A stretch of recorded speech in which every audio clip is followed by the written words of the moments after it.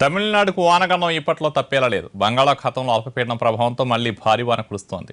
12 గంటల్లోనే 6 సెంటీమీటర్ల వర్షపాతం నమోదైందంటే పరిస్థితి ఎలా ఉందో అర్థం చేసుకోవచ్చు. వర్షం దెబ్బకు స్కూళ్లకు ప్రభుత్వం మళ్లీ సెలవులు ప్రకటించింది. 2 వారాలుగా భారీ వర్షాలతో లోతట్టు ప్రాంతాలన్నీ జలదిగ్బంధంలోనే ఉన్నాయి. ఇటు చెన్నైలో రోడ్ల పరిస్థితిలో ఇంకా ఎలాంటి మార్పు రాలేదు. వరద నీటి దెబ్బకు రోడ్లు కొట్టుకుపోవడంతో ఎక్కడికక్కడే గుంతలు పడిపోయాయి. దీంతో వాహనదారులు ఇబ్బందులు పడుతున్నారు. అలాగే వరద నీరు రోడ్లపై నిలిచిపోవడంతో ఎక్కడ గుంత ఉందో అర్థం కాని పరిస్థితి ఉందని స్థానికులు ఆవేదన వ్యక్తం చేస్తున్నారు. ఇటు నెల్లూరు, చిత్తూరు జిల్లాల్లోనూ వర్షాలు కురుస్తున్నాయి.